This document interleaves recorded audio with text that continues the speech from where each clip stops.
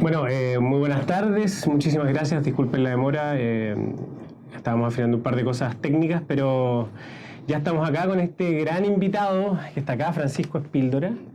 Y para nosotros es un honor tener a Francisco también en el contexto de esta segunda capítulo, por llamarlo de alguna manera, de estas sesiones Cuarto Digital que hemos estado haciendo desde hace algún tiempo. Partimos con Guy Wemborn hace unas semanas atrás, ahora estamos con Francisco.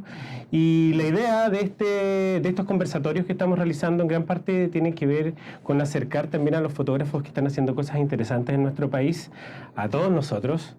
Y más allá de caer también solo en temas técnicos o meramente técnicos, también entender cuáles son esas cosas que inspiran a los fotógrafos y que los llevan a hacer las maravillosas obras que hacen. Entonces, bueno, Francisco Espíldora, a quien tenemos acá, yo sé que muchos de ustedes lo conocen, muchos de nosotros te conocimos y te aprendimos a conocer a través de redes sociales, de Instagram. Un fotógrafo que debo decir que no es tanto el tiempo que llevas haciendo fotos, pero sí en ese poco tiempo los resultados a mi juicio han sido son espectaculares, muy buenos. Y eso hoy se traduce y se resume en un libro que también de alguna forma es una culminación de todo este proceso de estos 7 años. Lo veo yo así. Un libro que también es bastante innovador, del cual vamos a hablar mucho. Es un libro sobre Torres del Paine, pero es un libro sobre Torres del Paine por Francisco Espíldora, ¿no? No Torres del Paine, es así, Francisco Espíldora presenta Torres del Paine, ¿no? Claro. Bueno, primero que nada, gracias por la invitación a Cuarto Digital. Es difícil para nosotros, los fotógrafos jóvenes, entre comillas, que se nos abran estos espacios. Imagínate el tremendo invitado que tuvieron anteriormente con 20 años de trayectoria y poder estar sentado acá. Es realmente emocionante que me pudieran considerar y que pudieran considerar obviamente a más fotógrafos que están emergiendo. Y bueno, a la gente que está acá y que vino, bueno, son todos familiares, amigos, no, que vino y que está presenciando. Sí, con respecto a lo que tú decías, claro, cuando nos plantamos con Diego, que es el diseñador del libro, es un libro un poco atípico en cuanto a fotografía, digo yo, porque tiene bastante diseño, no hay nada que esté como al azar, desde los textos, la tipografía, los colores, etc. Es un tema de un diseñador que no tiene mucha relación o no que tiene ningún sesgo con el tema de edición fotográfica. Para él es su primer diseño de libro, como para mí era mi primer trabajo y mi primer libro. Fue como nos embarcamos en esto y démosle. Y con respecto a lo que decías tú también, pues siempre nos preguntamos, bueno, esto va a ser un libro de Torres del Paine, claro, con puntos de interés de Torres del Paine, un libro más bien enciclopédico. Y yo le dije a Diego que no, pues que era más bien mi visión con respecto a lo que a mí me estaba pasando en este lugar y lo que yo quería mostrar. Entonces él lo planteó que era mucho más aterrizado poner el nombre Francisco Espíldora, Torres del Paine, así como lo hacen, un poco nos colgamos de los directores de cine, donde, no sé, ciertos directores presentan una película o una escena, y en este caso era presentar esta... Claro, la pregunta tiene que ver también con por qué Torres del Paine. Estamos hablando de uno de los puntos turísticos más importantes de Chile, una de las maravillas del mundo. Y este libro en particular, claro, ¿por qué Torres del Paine, en definitiva? Es una visión particular, tu visión particular sobre las torres, ¿no? Sí, mira, en general, a mí lo que me mueve el hacer fotografía o los lugares, que en este caso era Torres del Paine, de partida era quitarse un poco el miedo de que no porque sea el lugar más fotografiado, creo yo, dentro de Chile, con San Pedro de Atacama, no se podría hacer un trabajo.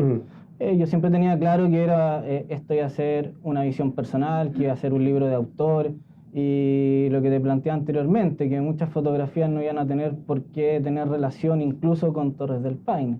De hecho, fueron dentro de las inquietudes que nos planteamos. ¿Por qué hacerlo en Torres del Paine? Ya me lo habían preguntado anteriormente y es difícil responder la pregunta. Como te digo yo, me mueven más las emociones que algo. Hacerlo en Torres del Paine, un primer trabajo, era lo más difícil posible. Lo podría haber hecho en otros lugares. Siempre digo con Guille, porque tengo más cercanía, conozco más gente, la logística es más fácil. Estar todo el tiempo que estuve en Torres del Paine, el alojamiento es carísimo, los traslados son carísimos, el clima es adverso, o sea, está todo diseñado para hacer el trabajo fotográfico dentro lo más complicado posible, pero a mí me movía mucho y dije, bueno, acá tengo que volver y tengo que hacer un trabajo extenso. Porque fueron 3 años de trabajo, en definitiva, yendo a Torres del Paine. Esto también culmina de alguna manera con una expedición de 45 días en las cuales tú fuiste a las Torres del Paine, estuviste viviendo en Torres del Paine. Y lo más interesante, encuentro yo también de este libro, que es como el libro blanco de las Torres del Paine de alguna manera, ¿no? Es en invierno, en un Torres del Paine también, mucho de eso en un Torres del Paine también nevado, que no es algo, para los que conocen Torres del Paine, no es algo tan habitual ver al Torres del Paine siempre completamente nevado. Entonces también implicó una logística de calcular perfectamente en qué fecha ir, qué es lo que tenía que pasar en ese momento. ¿Cómo fue? Cuéntame un poco el proceso. Mira, fueron 3 años de trabajo. Yo digo 3 años de trabajo en el sentido de que hay fotos en el libro que cuentan bien la historia y que son tomadas de hace 2 años o 3 años, ponte tú. Pero en estos 3 años nunca hubo o no había esta intención de poder concretar claramente este tipo de trabajo, sino que fue hasta el año, hace hasta 2 años cuando yo empecé a ver las fotografías. Nunca había ido en invierno y fue un invierno y el invierno del año antepasado, y me encontré con un parque totalmente distinto a lo que yo había visto en otoño, lo que había visto parte del verano, donde abundaba el alimento, donde había muchos guanacos, donde había muchos zorros, donde había muchas aves. Y cuando me tocó a mí ir en invierno, realmente no vi nada, o vi muy poco, pero en esta búsqueda o en este encuentro empezaban a aparecer distintos animalitos y yo recuerdo una escena donde estaba todo el parque completamente nevado. Habíamos caminado todo el día y no habíamos visto ni un zorzal. Y se para un cometocino en la punta de un arbolito y se veía realmente hermoso. Y yo me quedé pegado y dije, bueno, son estas situaciones las que hay que retratar. O sea, hay que venir acá con tiempo, y porque se necesitaba mucho tiempo, para poder retratar esta fragilidad, poder mostrar también al puma que lo estaba pasando mal, que estaba con frío. Yo los miraba y era como... wow, o sea, algunos los veo, la gente los ve comúnmente en el verano, cuando están muy activos, cazando, las horas son largas, y acá no, pues era todo lo contrario, los guanacos con sus pelajes todos congelados, apenas podían abrir los ojos de la escarcha, y dije, bueno, esto hay que retratarlo y mostrarlo, y ahí parte esta inquietud de todo esto. Pero también había una necesidad, o hubo un trabajo, perdón, como de entender también cómo era las costumbres de estos mismos animales en esta época del año, y para eso fue necesario también el trabajo que hiciste con la gente de la CONAF. Y otra cosa que, perdón, me gustaría destacar mucho, porque también este libro, y era lo que conversamos nosotros antes, fue hecho en un Torres del Paine, que el Torres del Paine es un parque que no está hecho para ver pumas, según tú me contabas. O sea, de alguna forma está hecho justamente para proteger el hábitat del puma. Entonces uno no suele tener un encuentro, o sea, a cada rato con los pumas. Y generalmente muchas de las fotos que uno ve de pumas, de cachorros de puma, en general se hacen en las estancias que están alrededor de las Torres del Paine, ¿no?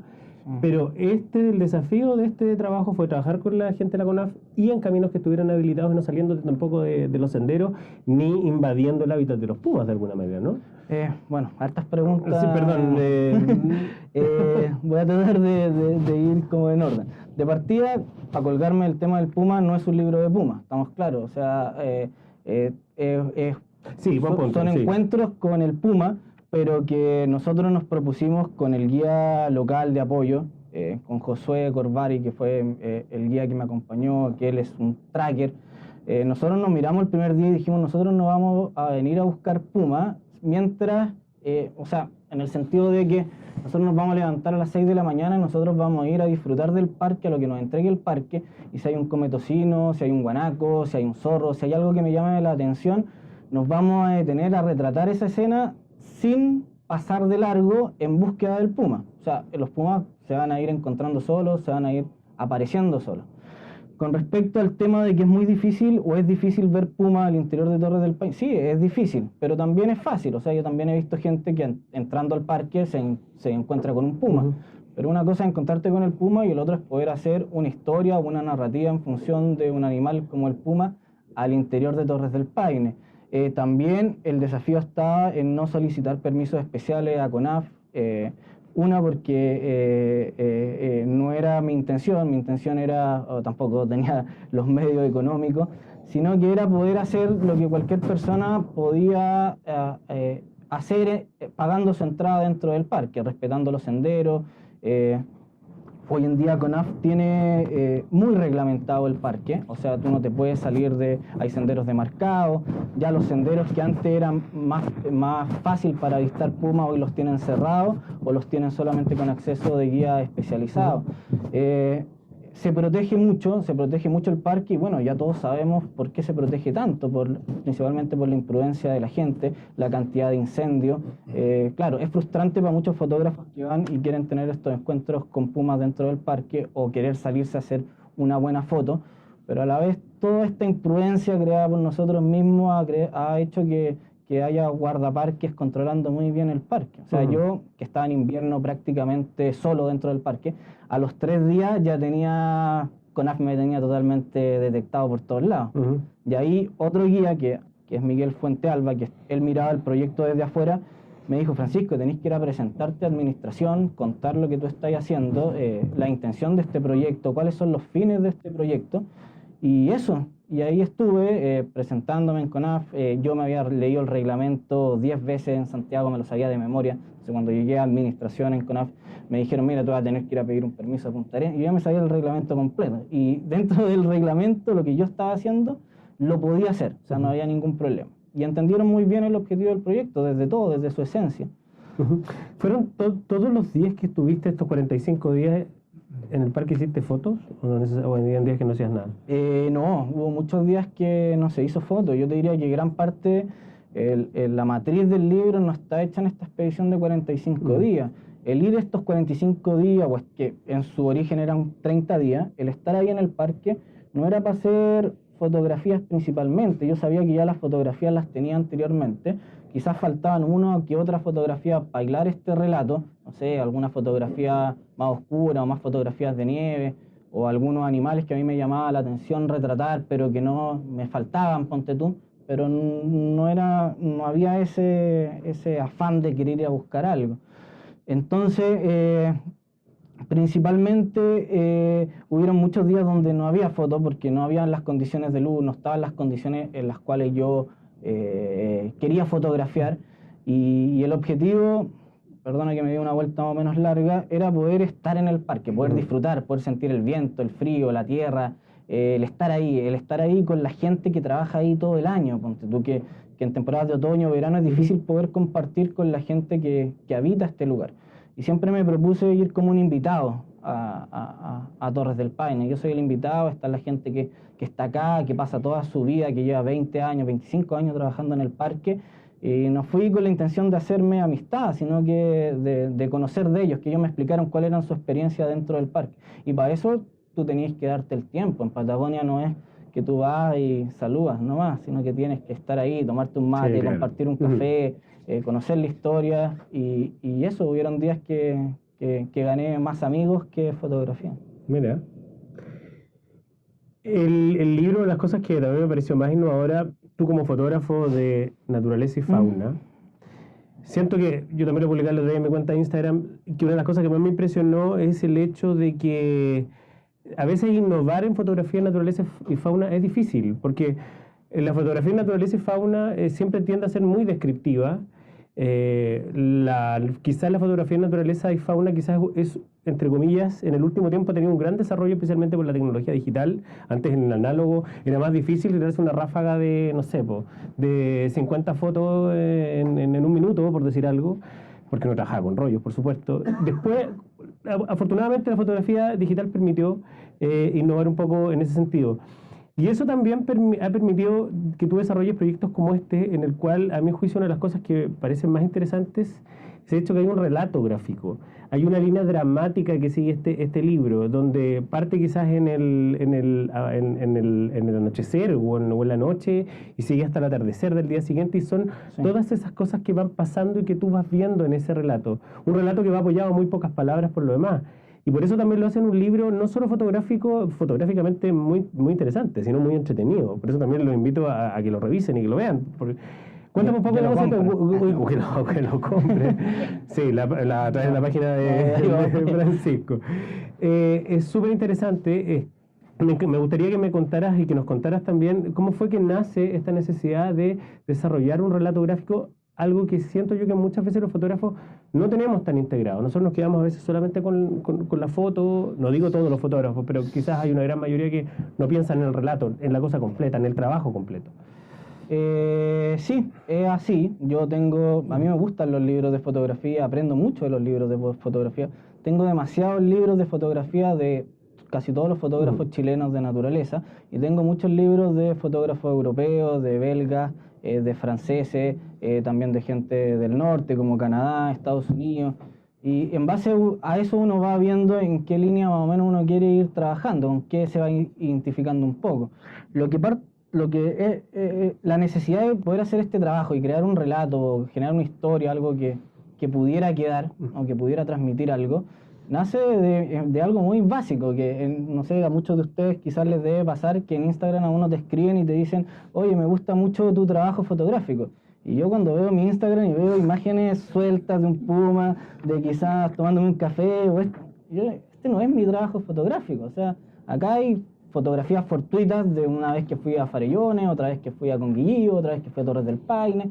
Y hay un desorden, quizás por ahí, como dice el maestro Miguel Larrea, dice quizás dentro de ese salpicón de fotos se puede armar una historia, pero no está armado de esa manera.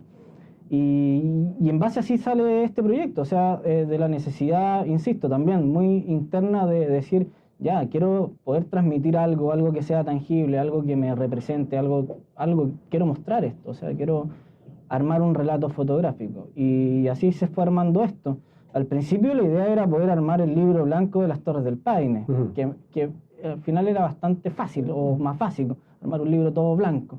Habría que haberle dado ahí la vuelta a cómo era la historia, pero estando en Torres del Paine, en pleno invierno, en junio, julio y agosto, nevó muy poco este año, el año pasado, perdón, muy poco. Yo creo que tuve 3 días o 4 días de nieve, cuando uno se imagina la Patagonia completamente tapada de nieve. Entonces ahí internamente dije, bueno, y con lo que conversaba con los guardaparques, que también me decían, acá en Torres del Paine no es esa nieve que tú crees que sucede, o sea, hace muchos años que nieva muy poco, y cuando nieve, claro, hay 4 días donde hay bastante nieve, pero también el parque es tiene microclimas que varían mucho. Tienes lluvia, nieve, tienes agua-nieve, tienes sol de verano en pleno invierno.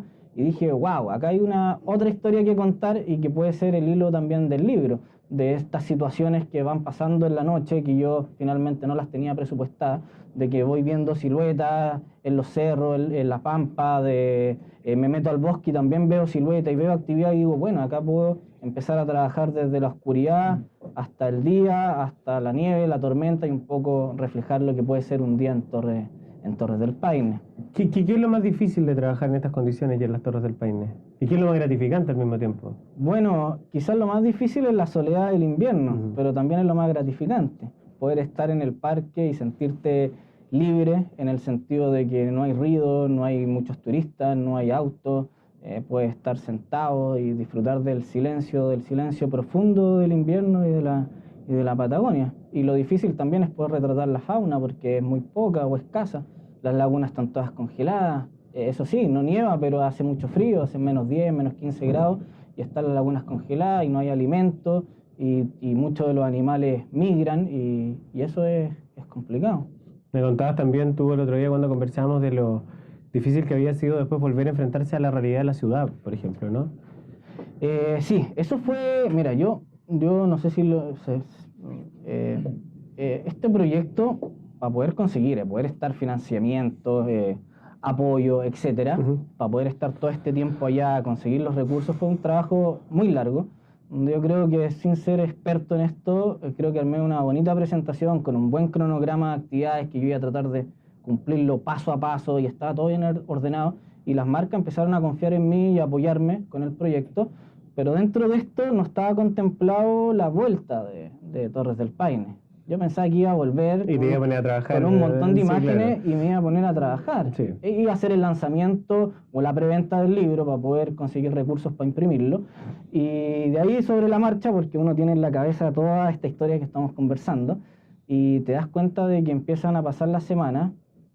Bueno, aparte estuve 3 días, 4 días que no paraba de llorar, porque el choque fue tremendo. Todavía me emociona eso, porque pasar 45 días caminando por el cerro, compartiendo con una gente o gente que te ayuda desinteresadamente en esto, tu única rutina es llegar en la noche, sacar las memorias, pasar las fotografías, tomarte una cerveza y dormir y levantarte en la mañana temprano, volver a armar la mochila y salir a disfrutar del campo, como dicen allá. Y claro, llegar a la ciudad después de estos 45 días fue tremendo. Yo hasta el tercer día me levantaba inconsciente en la mañana a tratar de ordenar la mochila y no había que salir, no había cerro, no había nada, habían puras micros, ruidos. Y eso me dejó paralizado, yo creo que, no creo, me dejó paralizado como un mes y medio. Y de ahí, claro, tuve que recurrir a don Miguel Larrea, maestro en edición fotográfica, en que él me pudiera ayudar en este cuento. Como decís tú, o como decía yo anteriormente, hoy en día tenemos la posibilidad de hacer 6.000, 7.000 fotos, pero 6.000 fotos eran las que yo tenía. ¿Cómo hace un libro con 6.000 fotos? Entonces lo primero que me dijo Miguel fue, bueno, parte bajando a 4.000, parte bajando a 400 y tráeme 200, pues compadre, y empecemos a armar acá un relato y eso fue clave para mi aterrizaje y para poder cumplir los plazos que yo me había propuesto en poder armar este libro, como decías tú, que lo caracteriza en que fuera una historia. Solo quiero volver a Miguel, porque Miguel creo que ha sido muy clave en este proceso y también nos ayuda a entender también cómo es trabajar un proyecto editorial también desde la autogestión y también desde un punto de vista un poco más conceptual. Pero sí, yo creo que, y comparto contigo la visión, que quizás, claro, este difícil vuelta a la sociedad, yo creo que eso es lo que hace apasionante también a la fotografía, porque una vez la fotografía más importante que la foto es la experiencia de hacer la foto también, de haber estado en terreno y haber sentido el libro en carne propia, ¿o no? Sí, de alguna claro. manera. Sí.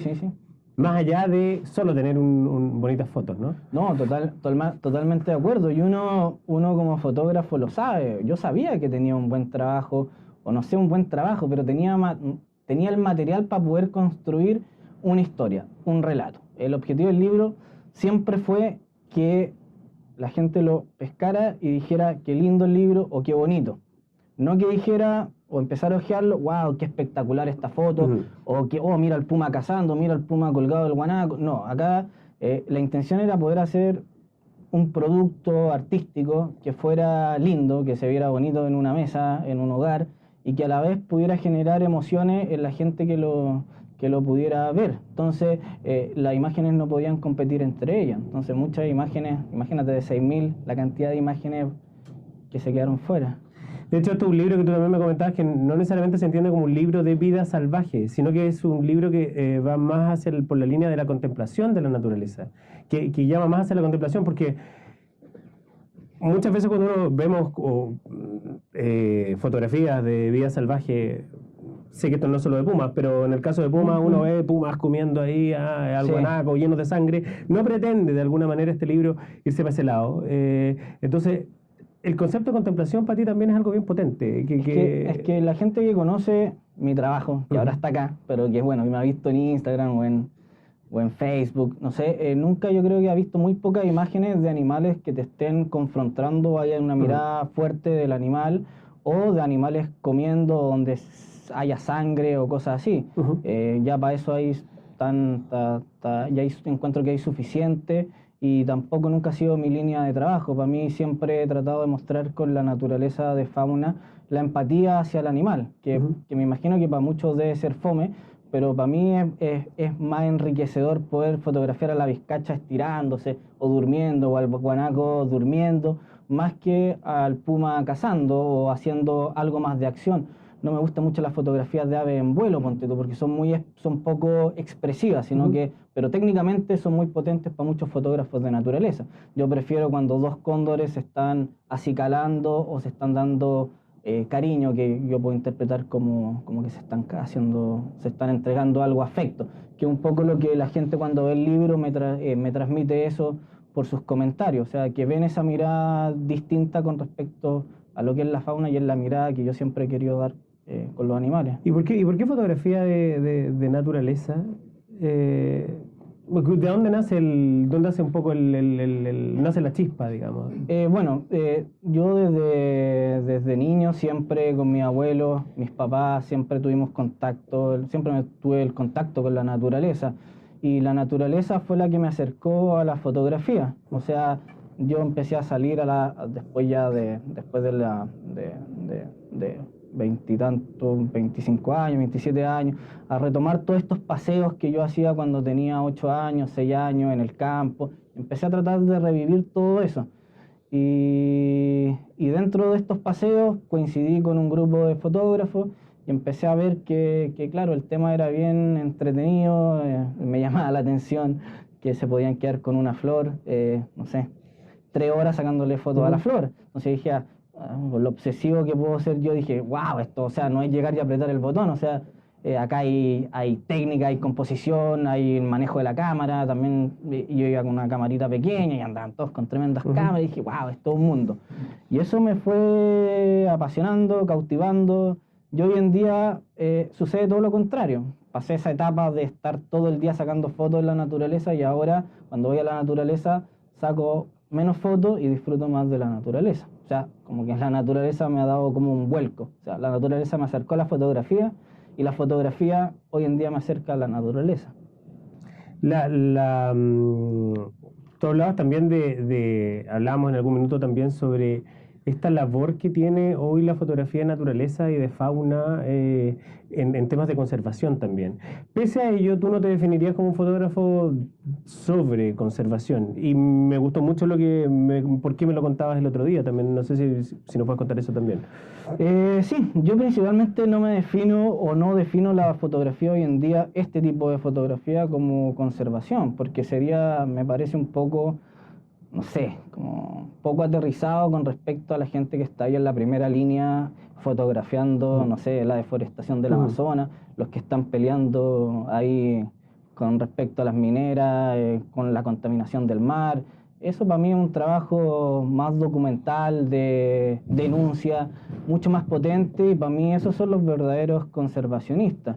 Me encantaría ser como ellos, pero yo no puedo, no puedo fotografiar ese tipo de escenas, emocionalmente me afectan mucho. Básicamente lo tuyo es claramente una fotografía que es mucho más inspiracional también, de alguna manera. Y volvemos al concepto de lo contemplativo, ¿no? Sí, me gusta más este trabajo más artístico. Yo creo que puedo no actuar como un canal de denuncia, pero sí puedo emocionar, y si puedo emocionar, puedo generar algún impacto en algún niño, en algún abuelo, en algún adolescente o en alguien que vea. Me gusta la anécdota del zorro que aparece estirándose en el libro. Yo sé que mi abuela nunca había visto un zorro y cuando vio el zorro dijo, esta es la foto más linda que he visto en mi vida. Y si le ponía un zorro y veía gente que le estaba alimentando al zorro, créeme que mi abuela va a ser la primera en decir, no alimenten al zorro. Y al final esa es la labor de la foto, porque uno no cuida lo que no conoce, ¿no? Y uno aprende a querer cuando conoce. También, ¿no? Exactamente, ese es un dicho que está muy popular hoy día y que tiene mucho de razón.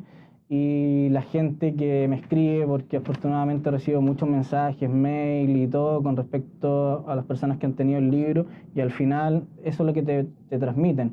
Pero a pesar de que te transmiten eso, es difícil catalogarte como un fotógrafo conservacionista. Prefiero ser más un fotógrafo de naturaleza con una visión más artística con respecto a eso y no tan salvaje. Una pregunta que a veces es inevitable hacerla en este contexto, pero ¿qué tan importante tener un equipo increíble para hacer estas fotos? Digo, porque una de las grandes gracias que después lo vamos a tocar también de esta labor y de la concreción de este libro tiene que ver también con la autogestión y con el apoyo de ciertas marcas como fue Canon, etcétera, digamos. Que eso también es muy interesante, porque llegar a que una marca ceda solamente apoyar un proyecto por el simple hecho de que el proyecto es bueno y no porque van a tener una retribución en la figuración de su marca es potente. Sí, yo te vuelvo a insistir, tuve mucha suerte en la calidad humana o gente que que se colgó de este proyecto, que me siguió, desde las marcas, porque había marcas que se cayeron a último minuto y que quizá hoy en día las miro de afuera y quizá yo no me hubiera sentido tan bien con ellos. Por algo se cayeron. Desde el diseñador, como te digo, hay tantos diseñadores en Chile y lo primero que me dice el diseñador, ya, si vamos a hacer esto no lo vamos a hacer en Cuché.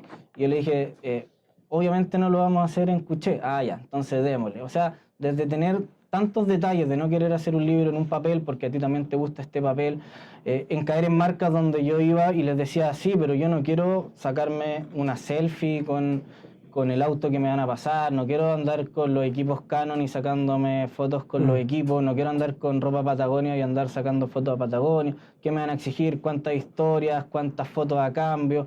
Eso, yo fui súper intransigente, yo podría haber conseguido que el libro se financiara prácticamente con alguna empresa privada, pero hubiera tenido que ir el logo de una empresa, de alguna marca, y eso se podría haber conseguido. Yo, mi inexperiencia, quizás hablando con fotógrafos más senior y con más experiencia, quizás no podría haber negociado de mejor forma.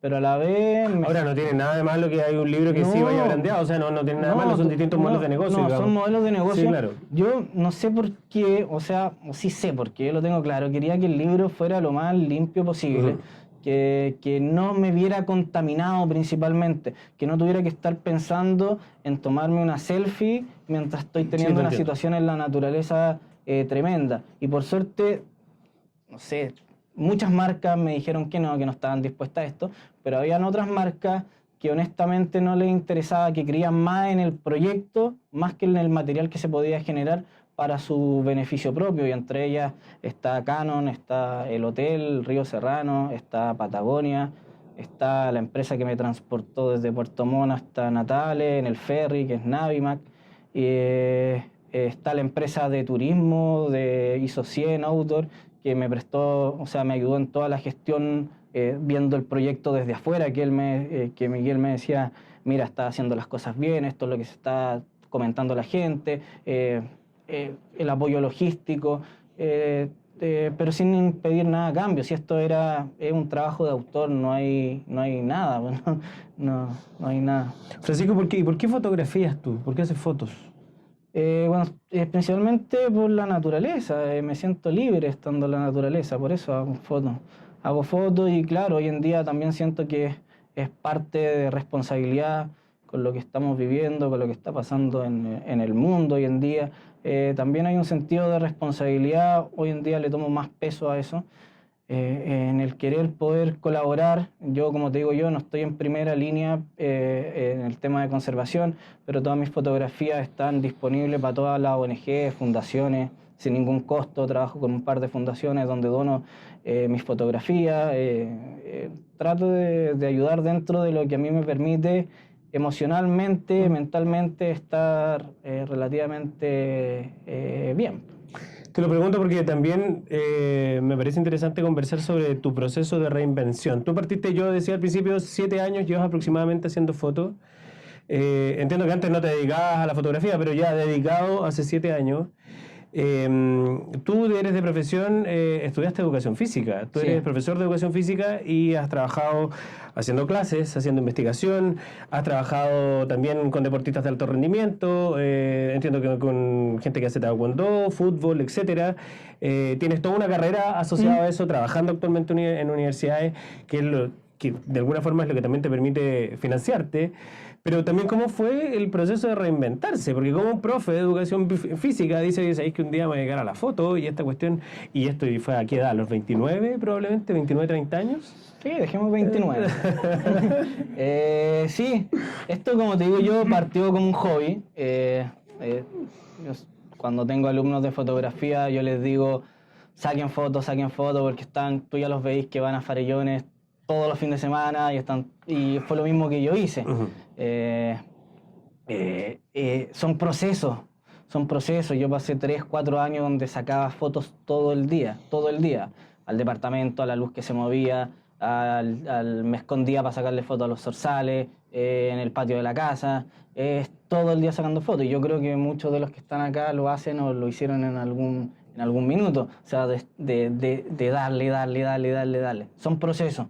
Después uno madura ese proceso, va haciendo una fotografía un poco más reflexiva, aunque suene cliché, un poco más pensada. A mí me empezó a ir bien con el tema de la foto, me empezaron a llamar algunas empresas de turismo para poder guiar expediciones, tener contacto con otros fotógrafos que estaban partiendo. Gané algunos concursos, me empezaron a dar vitrinas y claro, después esto fue creciendo, ciertas marcas se empezaron a interesar, me empezaron a invitar a lugares, empecé a ver que esto de haber invertido tanto tiempo y haber gastado tanto dinero, que me imagino que también muchos lo han hecho, en viajes. Y en equipo. Y en equipo, obviamente, me robaron muchas veces los equipos, me imagino que a muchos de ustedes también le han robado muchas veces los equipos, o conocen a alguien que también se lo han robado, yo pasé por todas esas. Y después te vas dando cuenta que esto que era un hobby, que económicamente era más negativo, después empezó a ser más positivo. Y después ya te arriesgas a poder hacer un trabajo que en algún minuto tú piensas que puede ser sostenible, que pudiera ser sostenible en el tiempo, a pesar de que todos me decían que no era un buen negocio. Y cuando hablaba con fotógrafos con mayor experiencia, no sé, como Cristóbal Correa, etcétera, me decía, bueno, dale con todo, pero eres muy valiente. O sea, esa fue dentro de los primeros comentarios de los fotógrafos más expertos que me llegaban. O sea, no dale con todo ni vamos que tú puedes hacer un trabajo increíble, sino que, wow, qué valiente estás siendo. ¿Te gustaría en algún minuto dejar la educación física para dedicarte solo a la foto y vivir sobre la foto? ¿Y tú crees que en ese contexto podrías llegar a vivir de la foto? O sea, hoy día sería un poco egoísta decir que no, porque estoy casi 80% dedicado al tema fotográfico y estoy viviendo bien. Sigo participando de otra actividad, como te comentaba el otro día, porque me sigue gustando el otro tema. Y también te da un cierto relajo económico, pero se podría hacer, o sea, se puede hacer, si tú haces un buen trabajo, se puede hacer. Bueno, el libro se financió completamente y sin tenerlo. Y sin todavía imprimirlo. Sin imprimirlo. O sea, yo veía mi cuenta y no tenía el libro. Y eso es... Eso es un gran mérito. Hay que sacarlo y fue el estallido social y pasaba por, bueno, todas las imprentas, diseñadores, todos vivían más o menos en la zona de estallido social y fue, el libro tiene mucha historia atrás no muy relacionada con esto.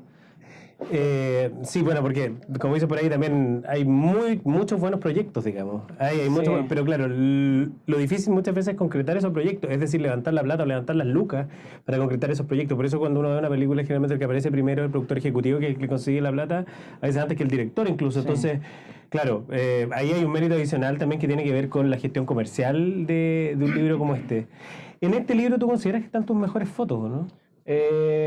Yo creo que están las mejores fotos para el libro, para la historia que se quiere contar, pero no las mejores fotos, y siento, como te decía anteriormente, que no existe hoy en día las mejores fotos, sino que es un cuerpo de fotos que cuentan algo y que dicen algo y que pueden transmitir algo.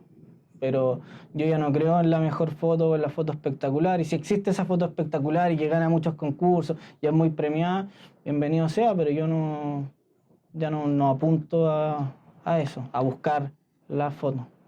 Falta enseñar a pensar más a los nuevos fotógrafos, de alguna manera, buscar una mirada más autoral. De repente, claro, se cae mucho en la intención de caer en la espectacularidad que hablabas tú, pero en el fondo hay una búsqueda, hay una necesidad también de enseñar a pensar para encontrar un relato que sea más propio, ¿no? Yo siempre, quizás me aleje un poco de tu pregunta, pero yo siempre le digo a mis alumnos que antes de ir a una situación, no piensen, visualicen la situación que ellos quieren y traten de ser lo más fiel a esa situación, porque en la naturaleza los instantes pueden durar mucho tiempo cuando tienes a un guanaco ahí pastando tranquilamente, o puede ser un puma que se te cruzó y tienes 30 o 40 segundos para poder sacar la foto. Son distintas situaciones. Entonces siempre les digo yo, visualicen el momento, visualicen para que ustedes traten de ser lo más fiel a esa visualización cuando tengan un momento que dure tan poco tiempo. Y otra cosa, para poder colgarme de eso, es más que pensar la foto, que piensen en un trabajo. O sea, que puedan armar una idea con sus fotografías, que puedan trabajar en base a un proyecto. Al final, este trozo de papel son historias que están dentro. Para Josué, para Miguel, para Heriberto, guardaparques, todo. Lo que a ellos les orgullece es que un trozo de papel quedó plasmado ahí, que va a estar para siempre. Hoy en día se está haciendo mucho con el tema de impresión de la fotografía digital. Antiguamente, o hace algunos años, no se imprimía tanto. Y hoy en día tú ves que hay mucho interés en imprimir fotografía. A mí me escriben constantemente, oye, quiero imprimir esto, ¿dónde estáis imprimiendo? Y eso genera algo, o sea, te genera algo especial cuando la gente ve y toca su fotografía y quizás la junta con otra y se arma algo en su pared y eso genera algo y queda para siempre. Quizás un proyecto tan ambicioso como un libro quizás puede ser más complicado, pero se puede. Pero no imposible. Pero no es imposible, si yo puedo, ¿por qué los otros no pueden? Y con Andrés Caquel lo hablábamos la otra vez, o sea, el placer también de tocar la fotografía. Uno dice, claro, yo tomo una foto y me queda bonita en el computador, pero el placer de tocar una fotografía, de sentirla, de olerla, yo creo que tiene un mérito y que cada vez está teniendo más relevancia. Sí. Imagínate tú lo que es ver y abrir una página y una serie de fotos y tú ves esas fotos y para ti y para otra gente, aparte de ver una foto, hay toda una historia. Una historia que puede ser una anécdota, una historia donde terminaste llorando, una historia donde terminaste abrazado y que se ve que está reflejado. Hay que hacer un libro sobre las historias detrás del libro, ¿no? Se podría hacer tanto. ¿Qué viene qué viene ahora como plan de futuro del libro? Creo que hay una exposición de por medio también, ¿no? Y viene el lanzamiento. Bueno, todavía el libro, a pesar de que he tenido la suerte, yo creo que con este proyecto he sido muy afortunado. Desde el tema de que yo no tenía ni un peso para poder financiar esto, el libro. Iba a vender el auto, ¿no? Iba a vender el auto. La opción era vender el auto y pedir un crédito. Yo creo que como la mayoría, como la gran parte de todo... De todas las pymes que parten tirándose en la piscina. Exactamente. Era eso, vender el auto, pedir un crédito, poder financiarlo. Para la gente que ya lo había comprado. Se pudo vender el libro, tuve suerte o se hizo un buen trabajo que cautivó y que permitió eso. No he podido hacer, me cuelgo lo anterior, he tenido la fortuna de que he tenido bastante cobertura dentro de esta misma instancia, que he podido estar en harta difusión. Harta difusión. También la gente, o sea, la misma gente que trabajó contigo, que se vio reflejada en este proyecto, desinteresadamente compartiendo historias, mandándote comentarios, todo eso ayuda a personas como nosotros, como yo, que no tenemos contacto con medios, que no somos parte de una familia de artistas y que solamente tenemos las redes sociales como para poder hacer un trabajo limpio, sin marcas, sin nada, sin ningún interés económico que de alguna u otra manera te haga desviarte de tu proceso creativo. Eso es difícil y yo he tenido suerte porque he tenido harta prensa, entre comillas, y bueno, no, con todo lo que ha pasado no pudimos hacer el lanzamiento, tampoco era acorde poder hacer un lanzamiento, sí me tuve que arriesgar porque en hacer cierta publicidad y cosas así porque había que seguir vendiendo el libro. Y viene, claro, ahora lo ideal, el sueño mío es poder hacer el lanzamiento en Torres del Paine con la gente de Torres del Paine, el libro es de allá. Entonces, ¿cuándo podría hacer eso? Yo creo que hoy día mandé mail para ver si conseguía financiamiento, así que espero tener una respuesta mañana y quizás hacerlo en febrero, a mediados de febrero, y si no se puede hacer en grande, lo haré con 6, 7, 8 personas de allá, algo íntimo, pero... Con expo, ¿no? Con una expo, y si podemos hacer una expo de 15 fotos, y si podemos hacer una expo con una foto, la vamos a hacer igual. O sea, el libro es de allá, merece estar allá, que se haga allá, que surja allá, y eso, quiero compartir con la gente, poder entregarle el libro en la mano, y eso. Y después en marzo ya tenemos una exposición grande acá en Santiago. ¿Y eso todavía no se sabe el lugar? Bueno, ya estarás avisando por tus redes. ¿Puedo contar algo o mejor? Ya, a través de tus redes sociales vas a estar informando. Sí, pero vamos a hacer una exposición, un lanzamiento acá en Santiago para poder convocar a más gente y estirar un poquito el elástico, aunque me imagino que puede ser muy repetitivo para otros, pero un trabajo así, de tanto tiempo, de tantos años, de tanto esfuerzo, creo que merece, no por un ego personal, sino que por lo que está acá, estirarse un poquito más antes de poder empezar, o ya se puede empezar a pensar en otro proyecto, pero a Torres del Paine por lo menos le queda hasta el invierno. Bueno, felicitaciones por el proyecto, felicitaciones por el talento, por la pasión, por la capacidad de autogestión. Creo que es muy importante en la fotografía hoy en día. El resultado es maravilloso. La invitación es que todos lo conozcan el libro a través de tu página, creo que está en venta, ¿no? Sí, franciscoespíldora.com, lo pueden comprar ahí en la página, si piden que vaya autografiado, dedicado, que estuvieran acá en la charla, va feliz. Si no, está en la librería Libro Verde, también lo pueden encontrar. Tiene 2 ediciones, creo que hay una de lujo y hay una que es más... Sí, hicimos algo, más simple, ¿no? Hicimos algo bien loco, una edición de lujo. Bueno, Diego es muy especial porque en el sentido de que él es un artista propiamente tal, él trabaja todo con sus manos, con máquinas antiguas, y hace un trabajo realmente hermoso. Entonces yo le propuse poder hacer una versión de lujo de este libro, que fuera en una caja, que fuera con un cuño seco, donde yo pudiera introducir unas fotografías, que se hace mucho, algunos fotógrafos en Europa también lo hacen, pero que pudiera darle la identidad de él, como para que él se sintiera también más parte de esto, y no solamente que fuera el diseño del libro.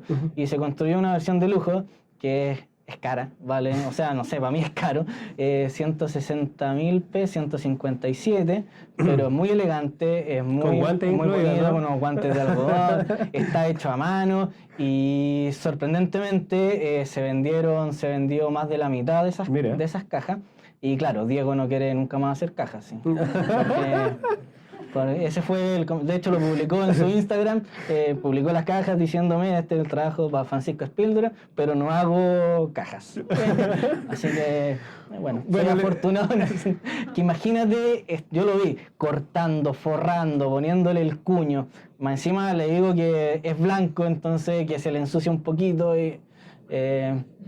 Pero quedó lindo, quedó lindo. Y el otro, el libro es el mismo que este de acá, que viene con una caja de protección también, porque el libro también se ensucia rápido, pero hicimos un estuche con una folia que quedó bastante linda, quedó muy linda, y que ayuda a proteger el libro. Y ese está, bueno, página web, franciscoespíldora.com, todavía quedan libros. Así que bueno, todos invitados también a revisar esta conversación que tuvimos acá a través de la página de Cuarto Digital. Pronto va a estar arriba, así que démosle un tremendo aplauso. Aplauso, Francisco, bienvenido. Buen trabajo. La invitación a los que se quieran quedar conversando con Francisco, por favor, está abierta. Así que pero muchas vamos, gracias. Dispone de mi tiempo. No, en el caso que pueda Francisco, no, por supuesto. Si yo estoy molestando. Ya que te tenemos acá. Muchas gracias, Máster. Un placer, Máster de Máster. Espero que haya salido